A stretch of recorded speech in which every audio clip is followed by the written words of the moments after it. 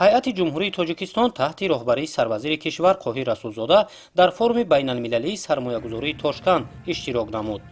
форуми байналмилалии сармоягузории Тошканд бо сухани ифтитоҳии президенти ҷумҳурии Узбекистон Шавкат Мирзиёев оғоз гардида, доир шудани ин тадбири муҳим барои таҳкими ҳамкорӣ дар самти соҳибкорию сармоягузорӣ муҳим арзёбӣ карда шуд.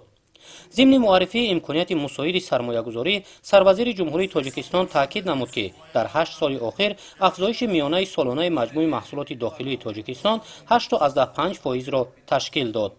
پیشنهاد امتیازهای اندازی و گمرکی، تأسیس 5 منطقه آزاد اقتصادی، دستگیری دائمی نمایندگان بخش خصوصی، فضای مساعد سرمایه‌گذاری، وارد شدن تکنولوژی معاصر و افزایش استحصال محصولات صنعتی بر رشد ساحه‌های اقتصادی و اجتماعی مساعدت نمود. تنها دوام 5 سال اخیر به تاجیکستان در حجم 11.6 میلیارد دلار سرمایه خارجی جلب کرده شد. در فورم راهبران دولت‌ها، سروزیران، نمایندگان تشکیلات‌های مالیوی و صاحبکاران و سرمایه‌گذاران اشتراک نمودند. سروزیر جمهوری تاجیکستان شریکان رشد، نمایندگان بخش خصوصی و صاحبکاران و سرمایه‌گذاران را برای اشتراک در فورم بین‌المللی سرمایه‌گذاری دوشنبه اینوست 2025 که ماه اکتبر برگزار می‌گردد دعوت نمود. در همین روز پرزیدنت جمهوری ازبکستان شوکت میرزیویف سروزیر جمهوری تاجیکستان قاهیر رسولزاده را به حضور پذیرفت. تاکید گردید که تاجیکستان و ازبکستان را عنعنه‌های نیک چندین نسله همسایگی نیک و احترام همدیگری متحد می‌کند. جانب‌ها دورنمای رشد استوار مناسبت‌های تجارتی و اقتصادی، فرهنگی و تحکیم همکاری سازنده را امیدبخش ارزیابی نمودند.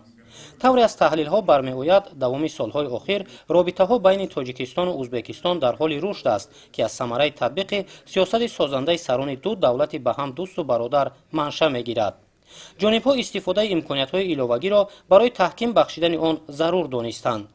در ملاقات هیئت‌های جمهوری تاجیکستان و جمهوری ازبکستان که تحت ریاست سروزیران دو دولت دایر شد، پهلوهای گوناگون همکاری دوجانبه محاکمه گردید. سروزیر جمهوری ازبکستان عبدالله اوریپوف تحکیم رابطه‌های دوجانبه را به سیاست سازنده سران دولت‌های تاجیکستان و ازبکستان مربوط دانست. سروزیر جمهوری تاجیکستان قاهیر رسولزاده دایر شدن فورم بین‌المللی سرمایه‌گذاری تاشکند را برای رشد رابطه‌ها در سمت صاحبکاری و سرمایه‌گذاری مهم ارزیابی نموده، فراگیری بخش و ساحه‌های نو را در رابطه‌های دوجانبه به نفع هر دو دولت دانست. در دایره ملاقات هیئت‌ها توجه اساسی به استفاده منبع‌های طبیعی و تحکیم بخشیدن همکاری‌ها در ساحه انرژتیکا روانه کرده شد. با توافق رسیدن و پهلوهای نو را فراگیر شدن همکاری در بخش‌های ساحه انرژتیکا به نفع هر دو جانب دانسته شد. تذکر داده شد که سیاست سازنده راهبران دو دولت برای توسعه منبع همکاری دوجانبه زمینه مستحکم فراهم می‌آورد.